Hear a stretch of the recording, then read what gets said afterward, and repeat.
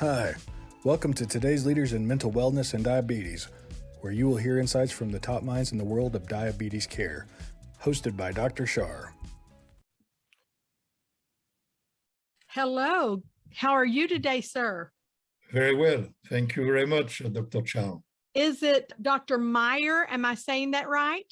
Yeah, Dr. Meyer. Dr. Meyer. And we spoke just a moment before we pushed the record button, and I'm here in Nashville, Tennessee this morning, and you're in Israel this evening. Isn't that a lovely way that we can communicate and live in this world together? Yeah, absolutely. Absolutely. I'm so excited that you have joined me today for the podcast. The mindful choices that I see that you're co-founder of, it says that we help open closed minds. I am just wanting to jump right in. As you know, I am in mental health myself, and I'm type 1 with diabetes. So that's my two loves. And so to have you on here to speak about mindfulness in the way that you view it and the way that you work and how you help people. First of all, how in the world did you get started wanting to help people in this way? You have any history of diabetes in your family? You have any mental health issues in your family? What made you want to start helping people in this way? I was very interested about humans, and I decided to understand how humans works. So I have a PhD in physiology, and I have a PhD in psychology, which have been my passion all time, mind and body, because it's a very interesting thing, how your mind influences your body, how your body can influence and help your mind, or not help your mind. So it could be the contrary. So all my life, I've been interested about mind and body. But I had one time a very, very big car accident where I was supposed not to walk again. I used the power of the mind to help me to understand I can get results if I work on a millimeter every day. And millimeter by millimeter, I walked again, I made sport again in competition. And I realized that my call was in safety for people, how to help people to be safer in their own life. And I'm specialized in life safety in all type. That's great. That's great.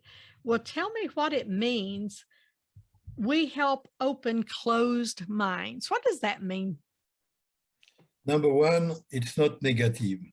We don't say people have a closed mind, but you see what you see or what you want to see. But there is around it a lot of things you don't see because you are not trained to look in all around you, all-encompassing look. And if I can change the way you think, I will change the way you feel and the way you act. Many people have a closed mind, and we will call it's called closed mind for marketing reasons. The scientific term is to be in tunnel vision effect, which is to only concentrate on the problem and not see the solution. So when in life you don't see two possibilities in any situation, you are dysfunctional, you are in TV, because there is always two possibilities in life. And one could be yes, and one could be no. Right. One could be stop, one could be move. But you need to see two possibilities. And if you only see one, and generally that one you don't see is the solution. So we help people to focus on the solution instead to focus by their, I would say, emotion, based only on their emotion by fear, and they focus on the problem. So we open the mind by seeing things people don't see. I will take an example. Okay. What I'm trying to explain you is like to explain to somebody who is born blind that there is something called the rainbow, and there is color in the rainbow. And you try to explain to a blind person that there is color in the rainbow. It's very difficult. Mm-hmm. But if one color at the time, you can show him there is a different things. It's different, and we can show it by different technology nowadays. But the idea is, it's not because your life has always been black and white that everything in life is black and white. There is other things. So we teach people another thing, which is your past does not determine your future. Mm-hmm. Your past is past. Your past helps you to come to where you are. And by the way, the present does not exist yet. The present will exist when this moment is past. So this moment conditions your future. And at this moment, it depends, do you choose left or right? And when I say left or right, it's because human cannot mentally think about more than one choice out of two possibilities. Human can only think about one choice only out of two possibilities. And to come back to what I told you before, and when you see only one possibility, you don't have a choice. Right. So we teach people choice, and that choice comes from the mind, when in fact the other things come from the brain, like emotion. They are hardwired very quick. You need to learn to know as a human, not to depend on your emotion, but to depend on your mind to know, do you want to act on this emotion or not? That's a choice. I act or I don't. I act angry, I act peacefully. That's a choice. And when you don't see two possibilities, you are in dysfunction. That's what we teach people to avoid to get in tunnel vision effect. Wow. I am writing as fast as I can write just for my own personal use. But you are recording at the same time. I am. And I have a crew that'll make that prettied up. But thank you. I am so excited. Tell me about one of the ideas that you had and worked here with the training that you were telling me about, the professional driver. I don't know what it's called. Okay, professional driver. Yeah. Oh, I did it. Yeah. Professional drivers. There is still in America a shortage of professional drivers. So we proposed, I was the director of development at Carnegie Mellon University, and I proposed a white book to Congress to develop a living laboratory where we will study professional driver, 4 categories: truck driver, ambulance driver, police pursuit driver, and fire truck driver. And we will see how we can train them better on safe. When I mean safer, it means to avoid to have an accident because of their fear. Mm-hmm. Because at one time the stress becomes too big. They have different type of tunnel vision effects, which come from different causes, but they are all the same thing. There is a moment where under the stressful situation, your blood, your heart pump more blood, your heart goes faster, more blood, and you have a discharge of hormone.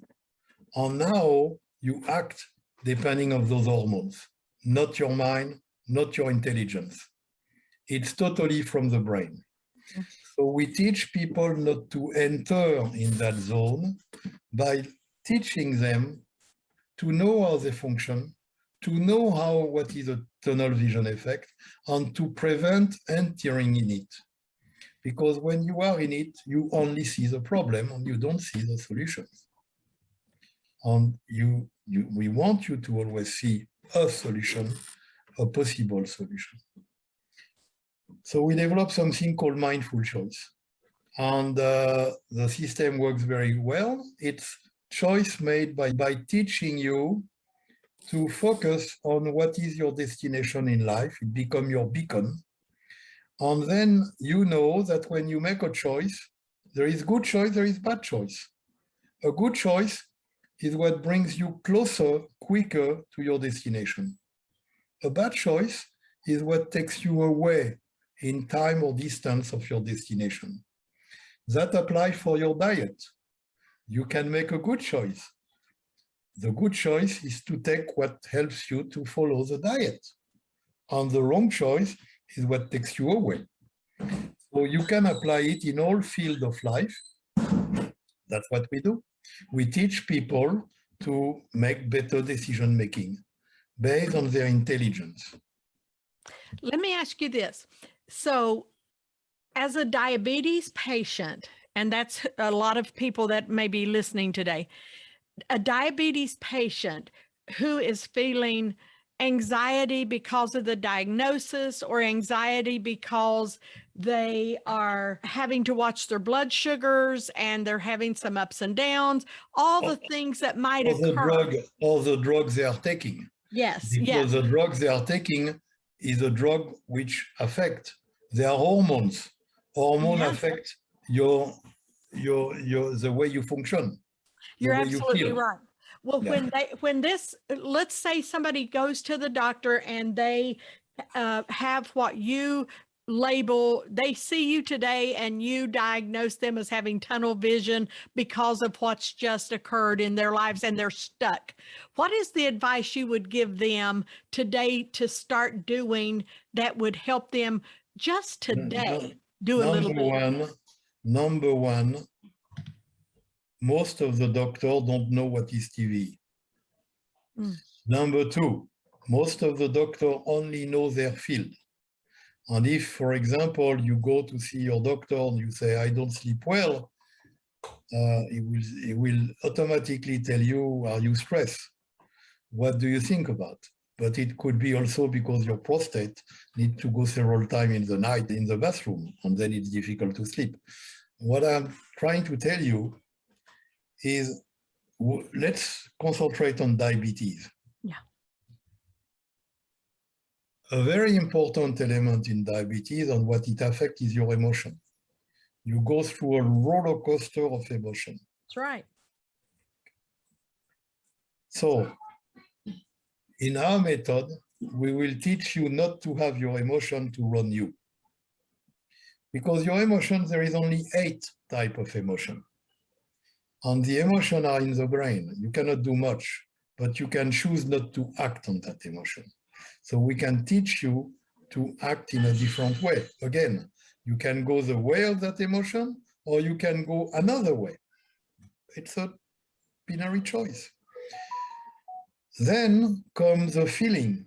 If you have a negative emotion or a negative thought, because it will trigger in you a negative thought, you have a negative feeling and you will have a negative behavior. What we teach you is to develop an attitude, which is called mindful choice, where the choice will come from your mind in an objective way. And it will be an intelligent choice, made based on your intelligence. And to make a good choice, you need to know well, number one, what is diabetes, how it manifests to you. What are the conditions or the elements which will aggravate your diabetes? What are the things which will help to reduce your diabetes? So this is metacognitive. You learn about the subject and you understand what goes. So now you understand that you are going with that type of emotion because you have done that type of, you ate something you should not. So you need to know that, to know yourself well, to become an expert. You need to become an expert on diabetes if you have diabetes. To expect your doctor that you come to see once on a month or every 2 weeks, you need to be the expert in every minute of yourself, number one. Number two, what will help your diabetes is exercise. Doing exercise, a little bit workout, Yes. maybe swimming, maybe running, maybe bicycle, because it will develop two things. Exercise will minimize your, I would say, fat mass and will develop more muscle. Muscle exchange better fresh oxygen from asphyxiated oxygen than fat. So now your muscle help you to exchange better the blood and also to breathe. You need to learn to breathe well. You need to learn what we call diaphragmic breathing. It's also called also the vagal nerve breathing. You help in a certain way, you inhale by the nose, you exhale by the mouth, little pressure above the plexus, which will push on the vagal nerve and help to rheostat all your homeostatic function. But to breathe well is important, and many people don't know how to breathe. They breathe only from the lung, from the chest, upper chest. This is not a correct way to breathe. It has to be the air in the lower abdomen. So it takes 10, 15 minutes to learn how to do it. It takes few minutes, several times a day of proper breathing, but it will help A, to rheostat your internal system, B, help you to be calm because you will have more oxygen in your brain. That's an important point. So the mind and body connection is very important for diabetes people. Also, you need to know what you can eat or not and remember. And if you don't remember, write it on your phone. You need to follow a diet. Absolutely, you need to follow a diet. And if you don't follow the diet, you will have the consequence. But it's not just the diet, because if you are tired, if a day you work too much, or if you don't drink enough water, you will get in a situation where you will need more insulin, and it affects all your system. Right. So you need to understand the connection of the holistic approach, the mind and body, a good hygiene, some activities. I'm not saying necessarily sport, I'm saying movement, because there is a strong connection between movement and cognition. No movement, but cognition. That's why, for example, people who have a Parkinson, who have problems to move, they end up to have cognitive problems. But if you teach them a way to be able to move, which there is ways to help them, then they will think better and feel better. That's the idea. So did I answer your question? You did wonderful. You did wonderful. I'm going to wrap this up right now by saying this. Let me see if I can tell you that everything you've said has been so interesting. I've loved every bit of it. But the thing that for somebody listening as a diabetes patient that I think we all need to hear and be reminded is that we need to be the expert for our lives. There's one thing we can get knowledge. Expert of diabetes, of your type of diabetes, on your diabetes, an expert in what helps or damage your condition. Because we can get information, knowledge, tons of it, but until we digest it and let it be information for my body, my mind, what and works for me, and is expected. And you apply it, and you apply it day by day. It's not to know which is important, it's to do. So it's to become that expert. That is absolutely great that you shared with us. The other thing is no movement brings poor cognition. I think that's such a good reminder. If you don't have that on a t-shirt, you ought to get you a t-shirt with that on it. That's great. And then finally, the one that, of course, I love, you don't know what I do every day, but what I love is the one where you're feelings and your emotions are not the boss of you. You are the leader, you're the CEO, you get to choose, you get to decide. And instead, so many, and we're getting better at it as a society, but we so go along with our emotions and just let that lead us. When the truth is, when we become the expert, and we understand the diagnosis and we do apply it. That's a big part too, right? But when we do that and we manage those thoughts that come and do what we need to thoughtfully with that and mindfully, and then we are the boss of our emotions, we can get a distance and we can be healthy and we can do it holistically. Thank you so much, sir. It has been a pleasure meeting you. I wish I could come to Israel and visit, but when you're in Nashville, I'm good for a cup of coffee. How's that? Great. Well, Nashville, I prefer Tennessee whiskey. Well, that you can find in Nashville. Pretty In small quantity, but it's pretty good. Well, you can sure find that in Nashville. I'm telling you. It's nice to meet you. Let's stay in touch. And thank you again for enlightening us. And for all you do. I am honored with all you do and how you've changed the world. Thank you. Thank you. Thank you. Thank you so much. Bye-bye now. Bye-bye, Dr. Char.